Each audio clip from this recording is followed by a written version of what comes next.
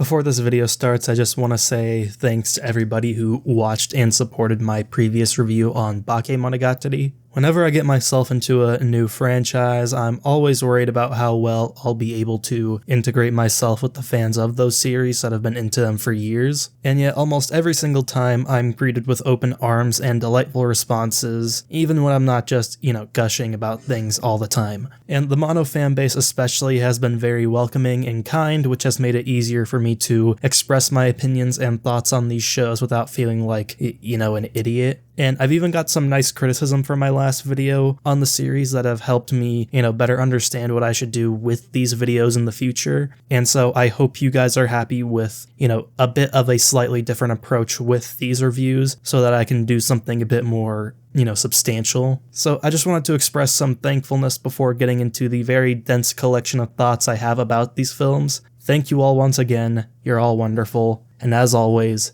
enjoy the video.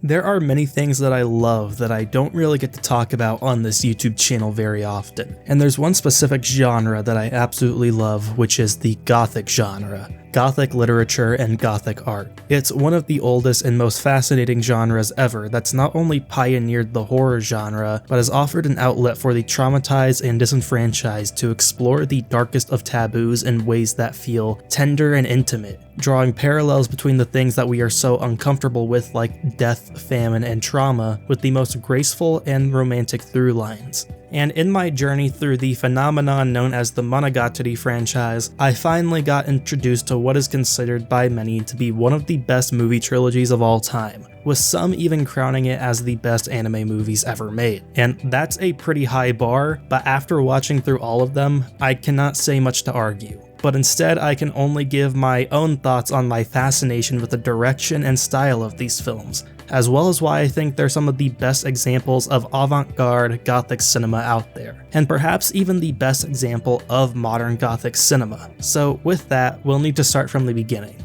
with part 1, Tekketsu.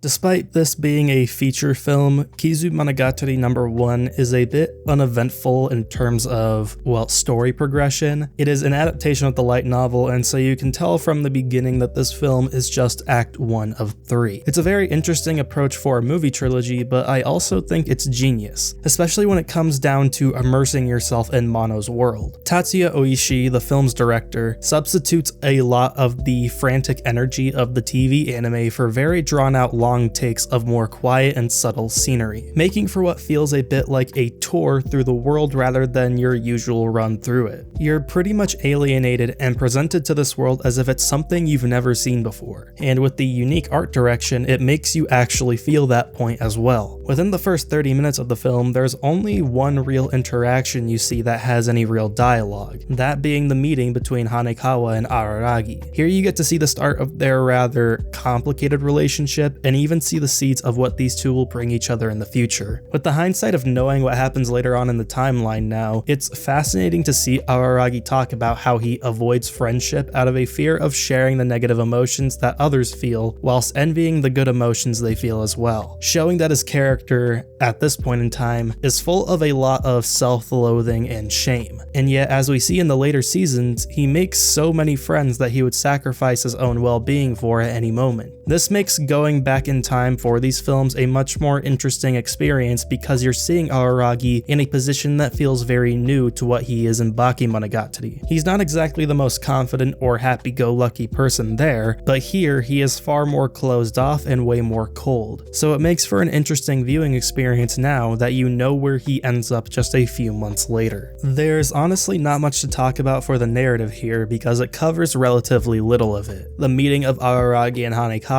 the meeting of Araragi and Kissshot, the deal after Araragi becomes a vampire, and the introduction of Meme Oshino. That's all that really happens in the full hour of runtime, and yet it never gets boring or ever feels dragged out because every frame, every second of simple movement captivates you so much. Those long, drawn-out scenes of banter and discussion don't make up the runtime as much as you're used to. Basically, as soon as Hanekawa disappears from the screen, you're tossed out of the usual Monogatari style and thrown into something entirely different. instead substituting that dialogue-heavy storytelling for more quiet scenes and establishment of world and atmosphere, basically taking more of a slow cinema approach to things as you would see in something like a Kiarostami or a Ryusuke Hamaguchi film. Well, theaters have something about them. Like, there's a sense that they're a different kind of experience, don't you think? Hence, we wanted to make a film that would enable the audience to empathize with Kiyomi and experience the events from his point of view. In concrete terms, we cut pretty much all of his monologues from the script.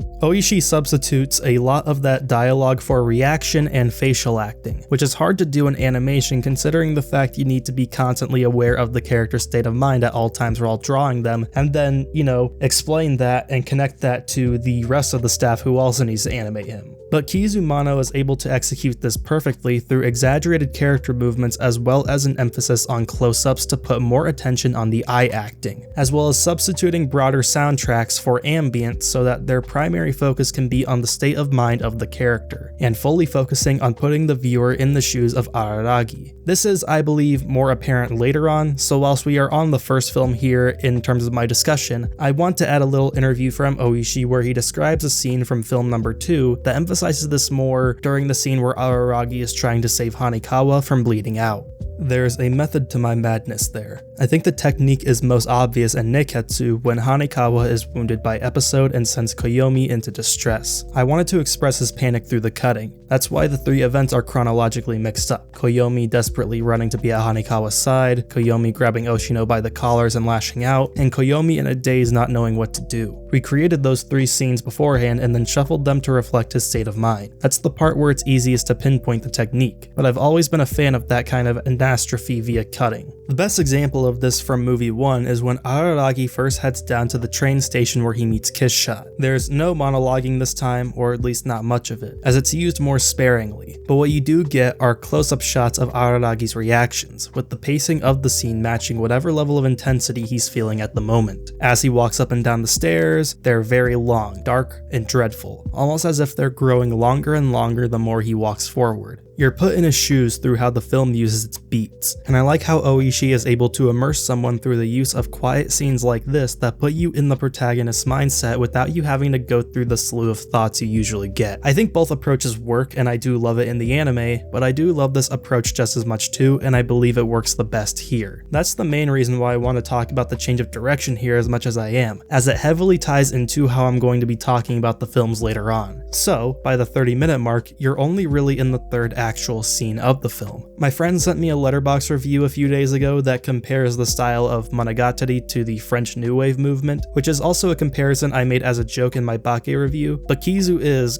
quite literally, nouvelle vague in every breath of the term. It has all the isms you could get from Godard, Truffaut, Varda, etc., which is something that fascinates me so much because I've never seen a single anime with so much New Wave influence seeped into it. Getting away a bit from the locations, the use of French has the same reason. Bakemonogatari was made with influences from French New Wave, but we're working with Japanese films this time around. Instead, we wanted it to have the feel of a 60s Japanese film that was shaped by New Wave, so there are still nods to French cinema in there. I want to use a basis of comparison here with a film I've previously talked about on this channel, that being Gregoraki's Totally Fucked Up. Now, Totally Fucked Up is not exactly a New Wave film, as it came out in the mid-90s and it is not French. However, it is a new interpretation on Jean-Luc Godard's Masculine Feminine, which gives it a lot of very blatant New Wave influence, which is why I wanted to highlight that film instead of Godard's original, as to compare two works of art that have been influenced by the same person and the same movement. With another reason for this one being drawn is because of the fact that Gregoraki's films are very punk-esque, and whilst Gothicism and punk are two entirely different cultures, their origins and history have overlapped with one another more than a few times in the past, and both cultures in terms of cinema are very bigly influenced on French New Wave. So I feel that drawing comparisons between a movie from a punk trilogy and a Gothic trilogy feels appropriate here. Totally Fucked Up uses intertext cards in between the random disconnected scenes of the film whenever you're jumping from one point to another. They serve multiple purposes, such as political commentary in the way it bluntly verbally attacks bigoted people people and news outlets, but it also uses meta inputs on the disenfranchised state of mind that Araki is exploring through cards like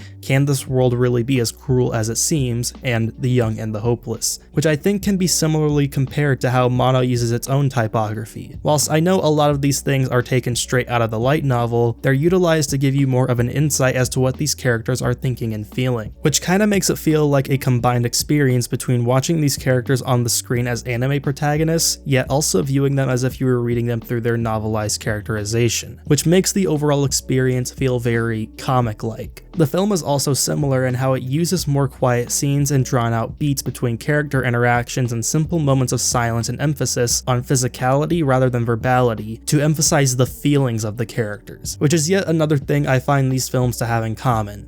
Basically what I'm saying is, if you like Monogatari, you would like Gregg Araki, so watch his movies, okay? Please watch them. These films render a lot of the same compositional philosophies that I noticed from Bakemonogatari, but with them being further down the line in production and budget, they get a lot more bold and creative with it. One of the set pieces you see is of Araragi's home, which is entirely made up of realistic renderings of housing and furniture, while Araragi's flat, 2D character model just sits there. It really makes the picture pop and emphasizes the isolation of the characters really well in these drab backdrops decorated with colorful and bright character models, even if all it is for a scene of Araragi being horny. The bits in this franchise are fucking hilarious, especially considering this is why he even ran into Kissshot in the first place, because he was horny. Lust and shame. The very first introduction you get in the entire Mono storyline is because of the fact that Araragi was looking somewhere he shouldn't have been, and the reason why he even gets into this predicament at all is because of the fact that his lust had taken over his mind. Hence why the one time he actually shows any level of acceptance rather than guilt over his actions, which is when he decides to give his life and blood to Kissshot, is when some level of solace actually washes over him, when the fear and pain doesn't actually feel so great, since in that moment, he isn't inflicting that shame on himself. And this is something that I want to get back to later on in this video, so keep that in mind. In terms of the characters and story, there isn't as much for me to talk about considering the fact that Araragi is basically the star of the show here, so he's really the only person I can talk about. But with that, you're given quite a lot of stuff to digest with him, like a whole lot. This first movie alone gives you a much deeper glimpse into his own mind than basically all of Bake does. So whilst I don't have too much to say about movie 1, it was an insanely good and immersive experience that had me directly tied back to the very next film. So with Tekketsu all covered, we can now move on to part 2,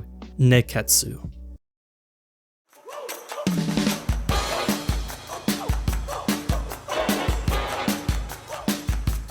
So here we have Kizumonogatari number 2, and, well, holy fucking shit. One could say that this makes the first film look like nothing in comparison, but it honestly makes me like the first film even more because of how perfectly it leads into this. It's definitely paced more like a traditional movie and features a lot more actual events and interactions which lead for, well, more to actually talk about. But I think this improves a lot of the basis that Kizumono number 1 gave us, because a lot of that film relies on you getting thrilled for what's going to happen next rather than trying to fulfill itself as a standalone film. And so this one being so jarring and just how fresh and energetic it is makes my experience of 1 feel all the more worthwhile and unforgettable. They complement each other perfectly. So structurally, the trilogy approach with this style of direction is perfect. To continue how I began the last review, I wanted to add in some more commentary on the style of these films in particular. I really like the warmer and moodier tones used here, as the animation team takes a bit of liberties with everything in the story, with it typically taking place either at sunset or sunrise, or in cloudy weather to constantly keep up the moody tones. Kizumonogatari is very simple yet very effective in how it utilizes time and weather in order to paint the mood of the story, which is something I'm surprised more anime don't do, considering the freedom they have to, literally control the temperature of every scene. But I digress. Aside from the fact that it just makes the scene look prettier and more cinematic, the warmer tones here are typically reserved for the scenes of calmness calmness, such as the scenes revolving around Araragi and Hanekawa, with the lighting always going to a more orange hue whenever we're focused on them and them alone. It gives off the feeling that the tender and warm sunset lighting is a sort of visual cue and representation of Araragi's humanity, and what there is for him as a human. Even in the moodier scenes, Hanekawa is still drawn and colored like this, even if not naturally, since she still represents that facet of his character, even in less lighthearted scenes. It's also used for a lot of scenes in the cram school when Araragi and Kisha are having more, natural interactions and much more calm scenes together. After all, sunset and sunrise are some of the most appealing ways to get a character to just soak in calmness, because it's a very comforting tone. That's probably also why the action scenes don't share this color palette most of the time, otherwise it would compromise the feeling of safety that the warmer tones give off. But they also use these colors to emphasize the more gothic themes of the series as well, such as blood, inner turmoil, and darkness. Well, that's because Kizumonogatari is a story about blood after all. I wanted to see if I could express this fact, that it's a story about blood, through the visual style. So in order to make the red stand out, we took a lot of the other colors out, though I'm not sure whether we'll do the same thing for the next chapter. All the meanwhile, the moody, grayscale, and brutalist style that takes over whenever Hanekawa isn't around, or when she's endangered by the vampire hunters, more so represents the form he currently holds, and the lifelessness it attributes to him. It's also when the more hyper-realistic models take over, which makes the world feel somewhat soul-sucked in comparison to areas like the schoolyard and the fields. It's a cool way to showcase what Araragi could be leaving behind and digging himself into if he truly lets go of his humanity, something we see hinted at a lot in this film. It makes the world of vampirism feel like a sort of purgatory, limbo, a living, breathing grave that Araragi is slowly getting deeper into.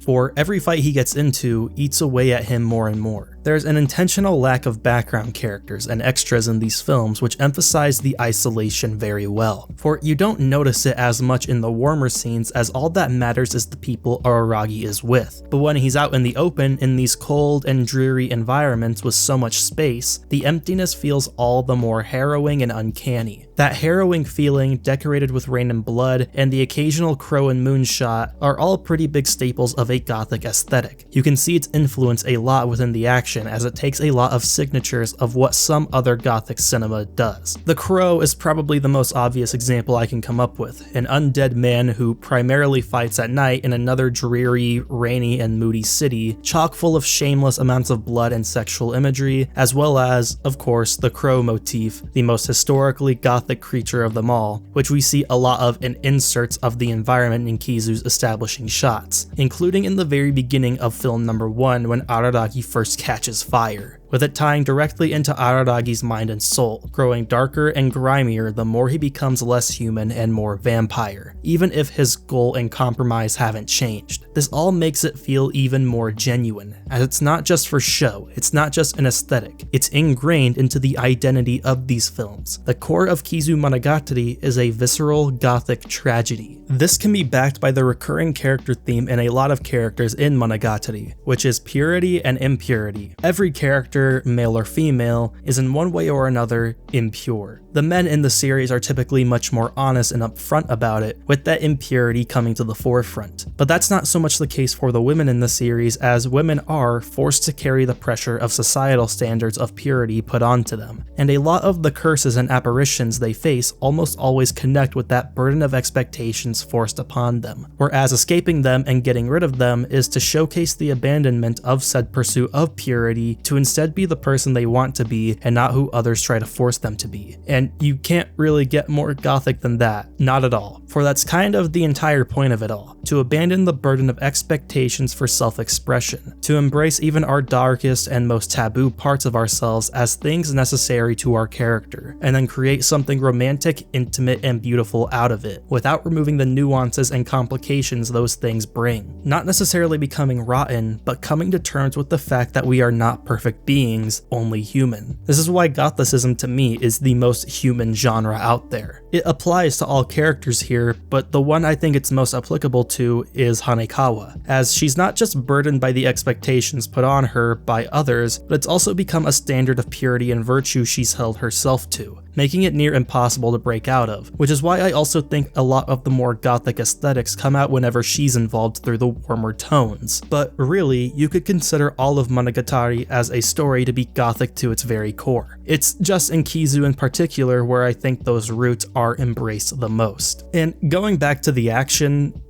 Jesus, you truly do get the best out of every possible world in Monogatari. Bake was pretty tame in terms of intensity, as it wasn't really the focus, mainly being focused on the supernatural and slice of life aspects and keeping things relatively grounded for its standards. But in Kizu, it's insanely brutal and unforgiving. Araragi lives his dream of going Super Saiyan with the downside of nearly getting everyone he loves killed in the process. Araragi has it somewhat easy with the fact that he can regenerate, but that also means he goes through the absolute worst possible pain he could endure. And at a point, it just becomes something he appears numb to, which is very interesting. In comparison to Bake, which was more of a drama with supernatural fluidity and occasional battles every once in a while, Kizumonogatari is far more bloody and epic. We also see Araragi develop into a much more multi-layered character, as you get to see his imperfections come out a lot here, without, making him a total creep most of the time. One of the best scenes in the whole trilogy for me is when he pushes Hanekawa away with heavy aggression to keep her from getting involved in the battle. Hanekawa to him is a figure of something he's failed to achieve, something he can't attain. He's using her as a figure to represent all of that, as she seems so perfect in his eyes while he's still just himself. An academic and social failure, losing everything, passing him by. But it's through finally accepting Hanekawa as a friend, letting her help and allowing himself to open up to the idea of people coming into his life, that he learns he isn't just a failure, and that these connections aren't just distractions, but are in fact his humanity, his reason to live, even if he sometimes forget and second guesses this fact. He's a very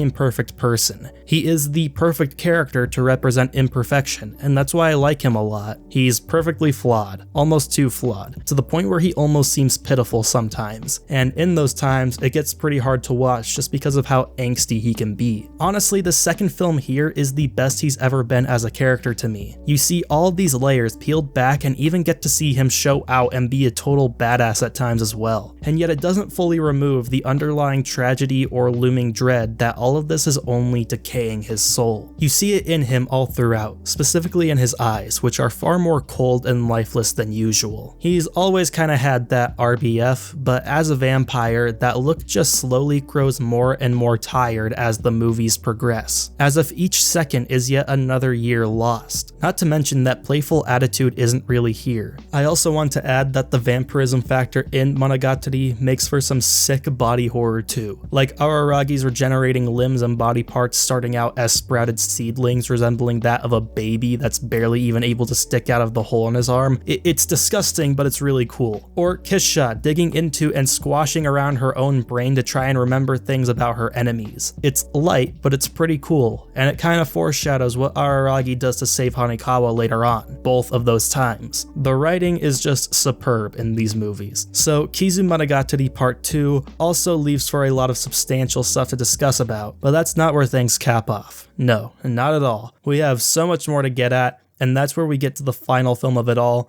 the most dense of it all, Kizumonogatari Part 3, Reiketsu.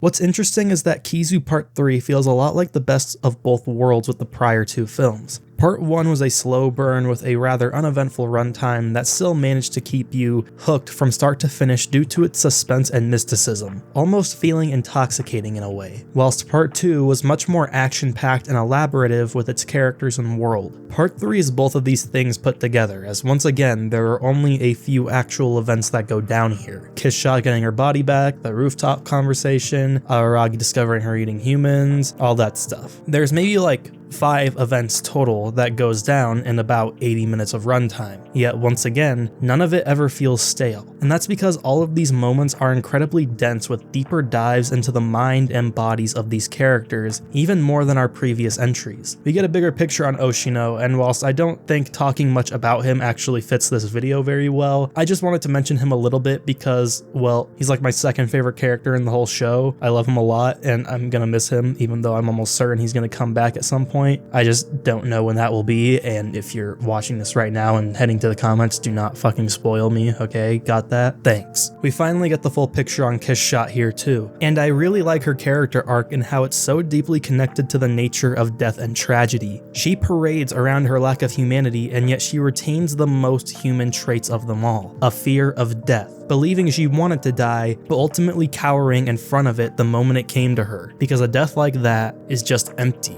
So her journey to use Araragi to achieve a death she can truly find meaning in is one that I find very interesting. To have herself killed before she can get him killed. So, in a way she ends up feels both like a cruel punishment and a blessing in disguise, as a lot of her longing for death partially comes out of shame and guilt for her monstrous nature. A desire to no longer be this creature anymore, to no longer be this being of death, with her only way out being death itself and self-destruction, to the point where she lusts for it. And I believe that depiction of lust is extremely important here, how all the intention for even things that don't necessarily come across as sensual or intimate can still be drawn to those themes. Interviewer: the impression I've gotten is that it's a film from which you can sense a deep sexual tension. That's how Nisio-san's original work came across to me. Kizumonogatari is incredibly visceral, and that's a genre that we don't really like dealing with when it comes to animation. But if we're doing it, then I wanted to get as close to the original as possible. I wanted the film to evoke all kinds of emotions in the people watching it.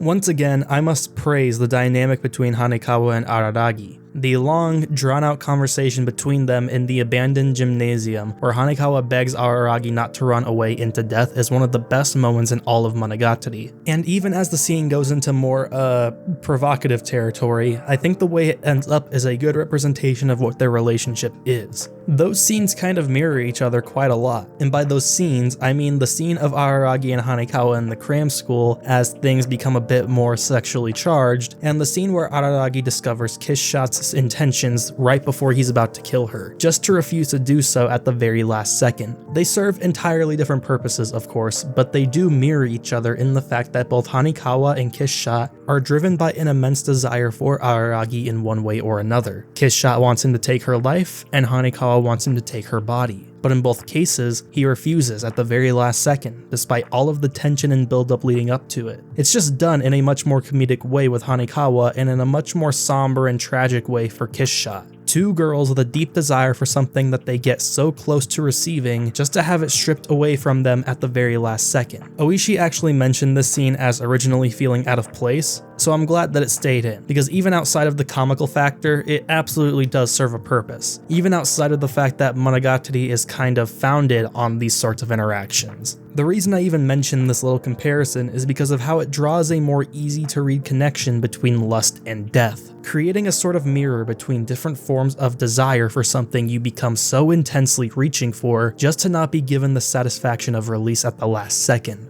with death becoming something that Kiss Shot is no longer hesitant for, but instead feels like she needs. They use her immortality in a twisted way that makes death a more emphasized release than anything else, something you never feel ready for until the moment it truly comes. It's a fascinating and unique way to approach death by making it feel so much more intimate as a concept, which is, to me, the most Gothic aspect of this all. With death being such a prominent figure in Gothic art, both physically and spiritually, creating such a twisted yet intimate representation of what death is and what a desire for it is, for the one person in the world who cannot have it, is so melancholic yet beautiful, which kind of makes the way Kiss Shot ends up here feel all the more tragic and cruel. Araragi makes a decision that isn't going to give anyone a perfect or happy ending, but I don't believe I want to take it as just that. And I'm saying this as someone who has not finished the Monogatari series, so please don't spoil anything for me if I'm way off the mark or if I'm exactly on it, but I want to believe that Araragi made his decision with some level of hope that, in the future, he could make a better future for Kiss Shot / Shinobu, where she doesn't need to yearn for death, where she doesn't have to face the loneliness she's been dealt at for hundreds of years, perhaps through easing it himself or giving her a better life in whatever way possible. I want to believe that while this was still a choice Araragi made primarily out of self-interest, due to the fact that he didn't want to kill her, and was also fine with the ramifications it has on him, he still did it with some acknowledgement that this choice would make things better in the long term. And I think it's that smile at the very end. That very last shot of Araragi's kind smile to Shinobu that gave me the feeling of maybe everything will get better because of this,